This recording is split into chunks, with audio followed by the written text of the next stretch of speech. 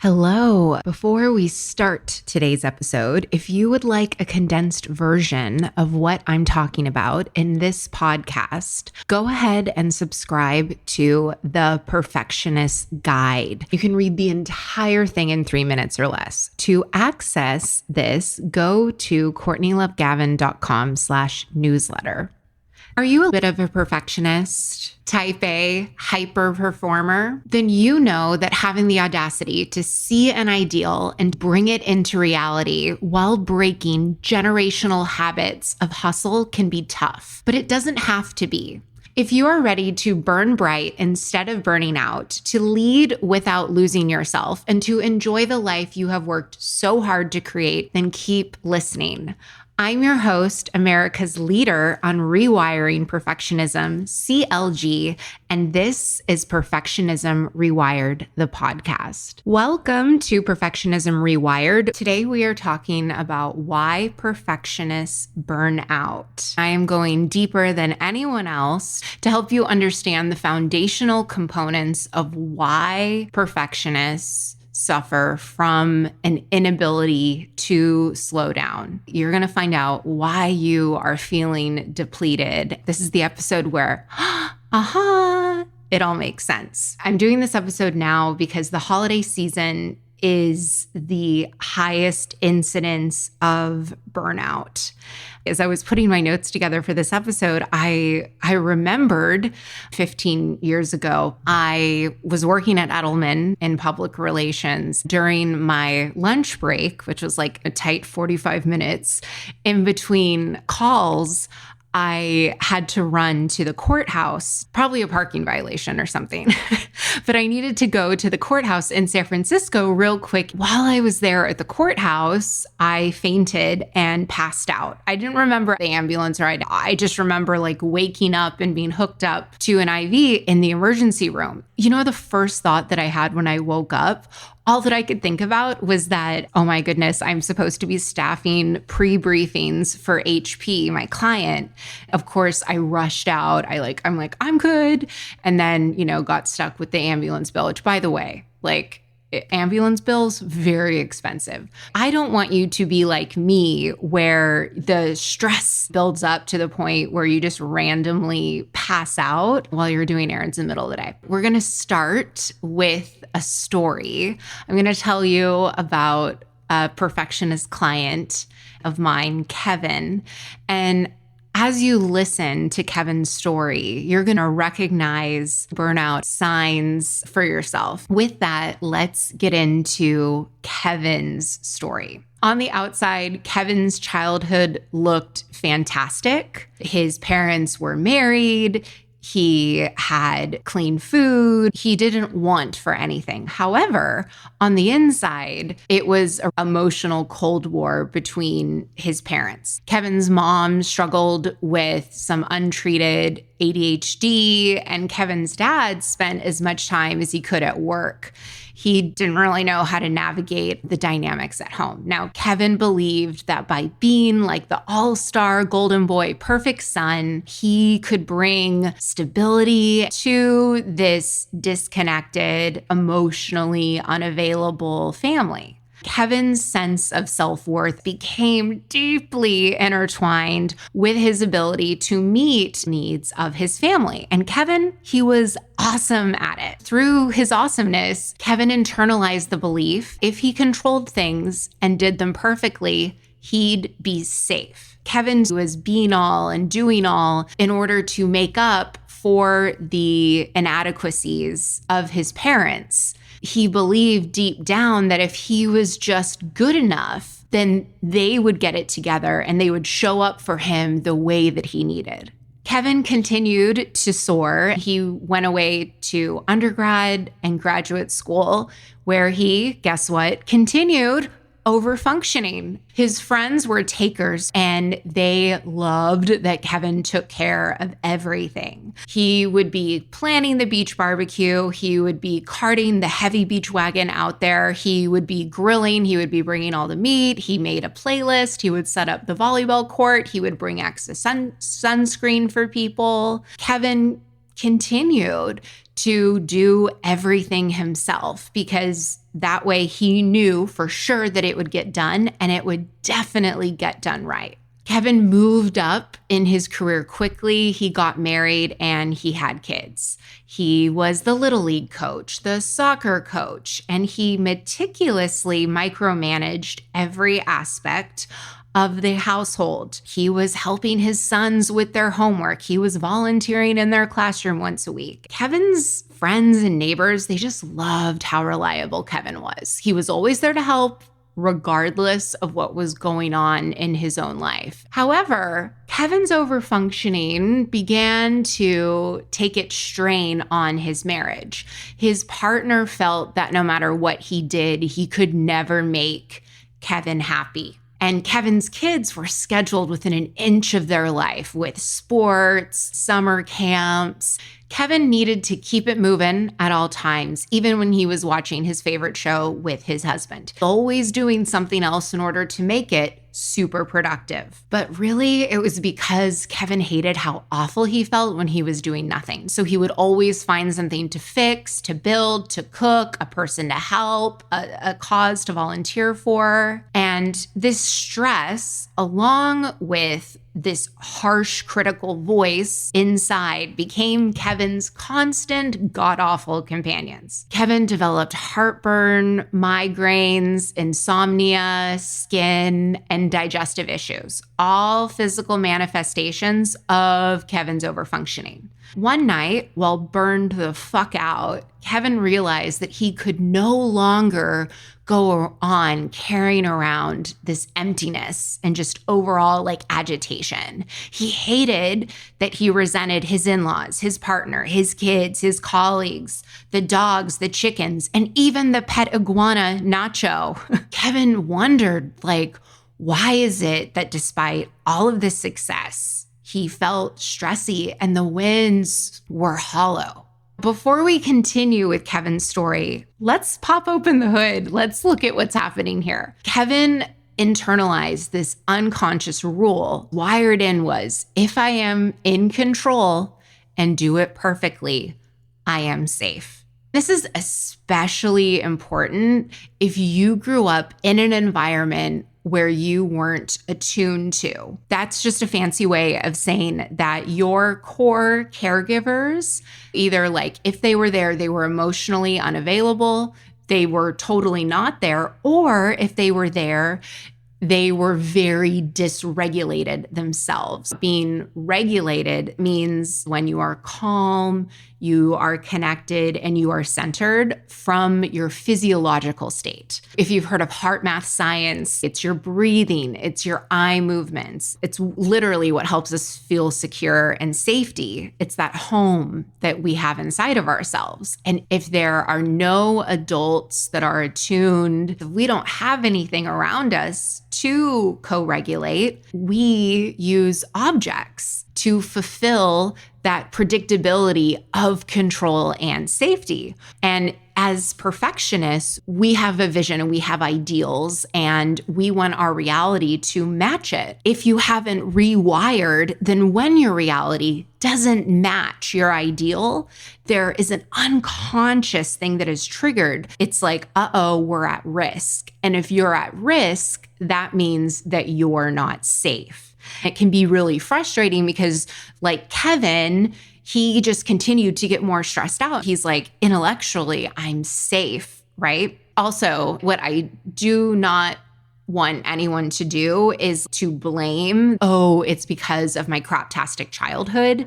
Blaming is what victims do. This is not the place. I'm not Olivia Benson. This is not Special Victims Unit. Let's say you're in sort of a victim-y place right now. You can say that it's your childhood's fault all you want.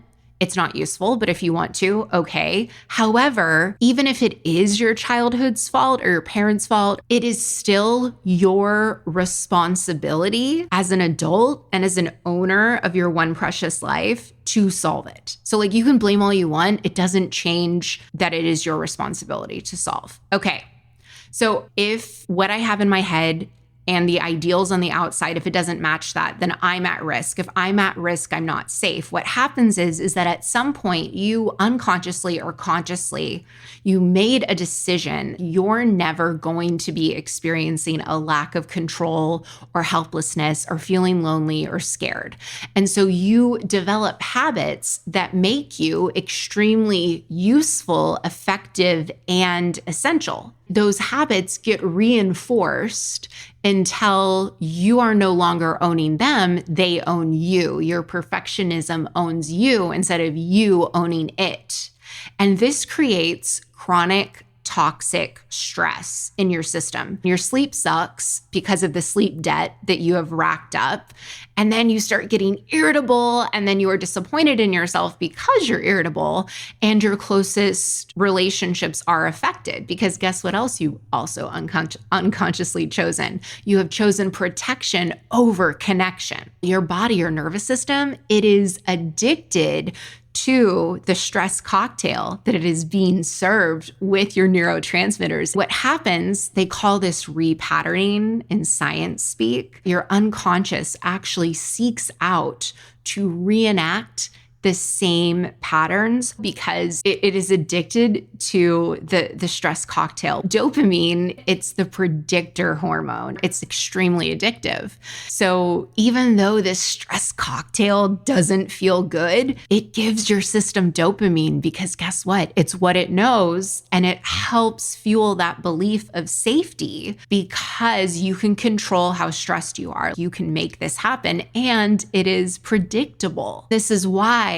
your nervous system and connecting it with your mind and body is that critical X factor link for you in metabolizing the 4 different types of stress so you can get back to being you instead of the you who you think you are expected to be based on your early childhood experiences. Truth booth, where you are today, right now, this isn't who you are. This is just what you've learned from bad experiences that we've all had.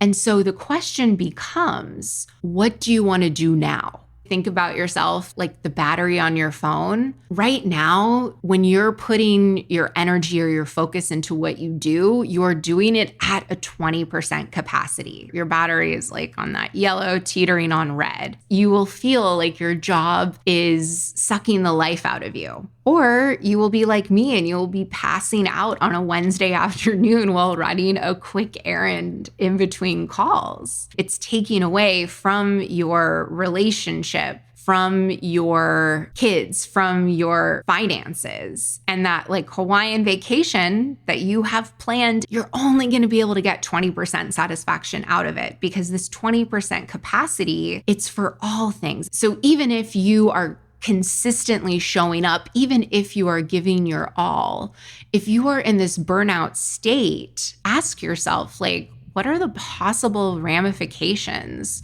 for not taking care of you? If your company downsizes, do you think that they're probably going to be cutting the depleted people? A lot of perfectionists want to fix the mind, and they're going to 20 years of therapy like Kevin did. But what you actually need is an integrated, holistic approach to connect the soma, the mind and the body together. Because what causes burnout with perfectionists? Are you familiar with what the soma is? So that's the mind-body connection, the soma.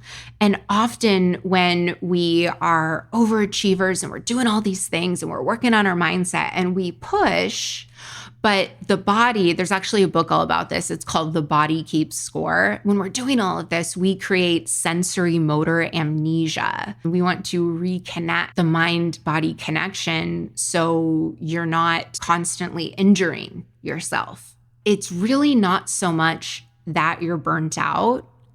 It's that you're overfunctioning and that you're not able to regulate stress correctly. You might think there's a point in the future when things are going to calm down and that's when you're going to work on this, but lies. What you need isn't for things to calm down. What you need is a proven process that's like actually going to help you metabolize the stress, that is going to integrate your mind and body, that is customized to you, that is going to elevate how you communicate yourself, and that is going to give you the skills so that you can regulate your nervous system, that you can change the way that you process things. And that is everything that we do inside of neurosculpting. That is the reason why I created my proprietary process, neurosculpting. Without a proven pathway and process that systematically gets you back to being who you're designed to be and really understanding yourself differently, you are going to be on the burnout fast track over functioning, because that is your body's way of metabolizing stress right now. What you use to get rid of stress is what is causing more of it. It's like the way that I relieve my stress is I shoot up heroin, but I'm really stressed because I'm shooting up heroin. It's the same thing. And so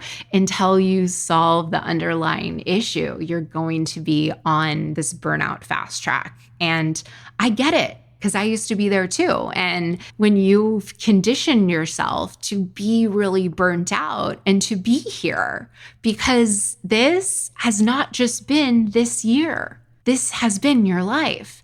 And some of it, it's just your identity. Like, it's just like who you be. That's why we really got to get down to the core and ask yourself, like, if you were able to find a process to use that would be able to get you back to better, get you back to 100%, what would that ultimately mean for you? Making these shifts in your health and having a system for regulating your nervous system.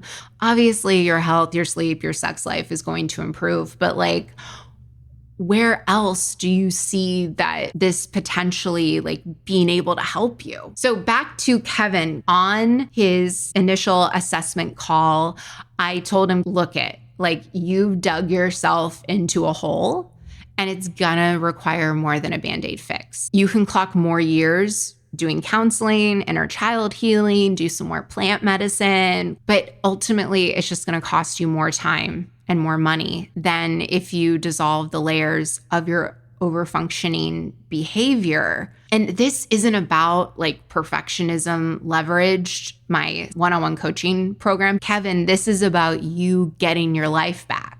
Like in 3 months, things could be exactly the way you want, or they could be exactly how they are now, only slightly worse. Like, that's the almost certain probable future for you if you keep on doing exactly what you've been doing. If you continue on this path, are you willing to settle for that? When I say change, it isn't adding more meditation into your daily routine. This is a lifestyle upgrade. That's why you need support. Whether it's me or it's somebody else, you really got to dig in order to permanently like step away from this overfunctioning and commit to raising your standards with and for yourself. When I was deep in my overfunctioning era, I brainwashed myself into believing that I was enjoying it. I said, it's just me. Like, this is just who I am. I'm just this can't stop, won't stop, all gas or brakes, 2 Celsius in the morning, venti iced Americano. I love doing things for others. I love staying at work till 11 p.m. And I'm a generous person. You know, I go above and beyond. Like, I enjoy helping people. All of that, except for the caffeine part, because I cut out caffeine, but like all of that is still true. But now I go above and beyond without running over myself in the process. It's intentional, and I don't feel like I have to do it to prove my worth or in order to be safe. So here's what you're gonna wanna think about. Do you wanna keep doing this? Or do you wanna go to bed tonight knowing you did everything you could and metaphorically draw a line in the sand? Tell your pesky, unconscious mind, the one that's keeping you up at night, like, hey, I'm really serious about this. I'm not going to settle for the 20% life, you know? Like, all these Band-Aid solutions Like, they're just not working. Kevin decided to draw that line in the sand and begin rewiring his overfunctioning tendencies that were affecting him in every area of life. When you start with me, the first thing that you do is a foundational fact map. It's this really cool process that systematically shows you every nook and cranny of your life and the effect that your perfectionism is having on it. We are only as strong as the foundation we're built from. So Kevin went to work on creating a titanium foundation. And through neurosculpting, he was given these incredible tools for this type of elevated perspective into what was happening in his body and noticing that. And that is so important to do when you are rewiring and when you are healing from burnout, is to be able to have someone who is able to notice the subtle shifts that are happening, because you don't notice them when they are happening. Study after study shows that you can only see the change in the growth in yourself retroactively. You don't actually see it when it's happening. So if you want to see it when it's happening, you need to have the perspective of another human being that is non-biased. And this is why we track data so explicitly and closely inside Perfectionism Leverage, my year-long one-on-one coaching program, so that you can see these tiny shifts that are happening. You keep going and your results compound. Those tiny shifts, they become mighty, and the compound turns into profound.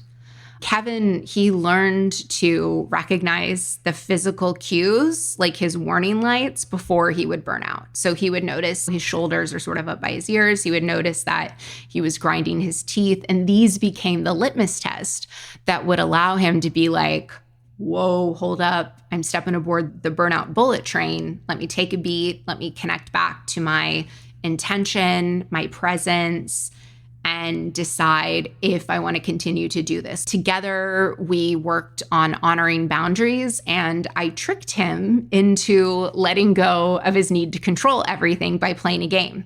Everything is gamified when we work together, and Kevin is super competitive. Part of the reason why he came to me was because he saw that he was driving his husband away by not letting him be a co-captain of their household. And through this work together, his marriage flourished because they began to share responsibilities, communicate more as parents, and Kevin let his kids and partner really see this playful, silly side of him. Kevin asked his youngest son if he wanted him to coach his baseball team this season, and his son said, "Papa, I'd rather just spend more time with you." And so that's what he did. Kevin began to trust his team and became a skilled delegator. His department improved, their efficiency improved, and the overall team morale improved. Kevin became an empowering leader. I am so proud of Kevin. This is a reflection of his commitment and willingness to show up, to make mistakes, to get messy, and lots of laughter. Because sometimes that's really all that you can do in these situations. And Kevin's story just shows as an example that healing and transformation are possible, even in the face of deeply ingrained patterns. And that by addressing the burnout and the overfunctioning at the root, people like you and me and Kevin, we can lead healthier, joyously ambitious lives. It's super easy when the podcast is over to just go back into your path to burnout. But before you do that, tell me, if you don't change this pattern now, 5 years from now, 10 years from now, do you think it'll be easier to change if you do nothing? Or will it actually be how old are you? Kevin, he was 42 when he came to me. And for him, he kept saying another year, another year, another year, and that just becomes your life. I kicked off with a new client today, and she's 67 years young. She talked about the cost of being haunted every day by your own potential and only using about like 10% of it, that tends to be painful. And listen, if it's not painful for you and you can just live having an okay life and an okay existence, if that's your standard, this right here, this is not for you. Like, you can go back into that same way after listening to this podcast and have a really okay life. Or we can do the work together and you can have an extraordinary life, one of meaning, where you actually become an example for your children instead of a warning label. My ultimate question to you for this episode is, who do you want to be? If you're not here to settle for an okay life, if permanent change is important to you and it's important enough for you to change right now, I can help you make burnout and crippling perfectionism a thing of the past. All you got to do is take the first step at CourtneyLoveGavin.com/services. Reach out to me and together we can map out your proven pathway to making intentional choices that empower you for the rest of your life. If you noticed in this episode, I read you like a menu, then definitely go to CourtneyLoveGavin.com. Check out the Perfectionism Rewired Accelerator. I've done the hard work and taken out the guesswork to give you frameworks backed by neuroscience, proven to work even for the most type A, high-strung, stubborn, control freak perfectionists. In the first 30 days, you'll possess a quiet confidence so secure, your self-compassion will go up at least 250%. So if you want to save yourself years of trial and error, go to CourtneyLoveGavin.com/accelerator today. Or just click the link in the show notes to check out the Perfectionism Rewired Accelerator.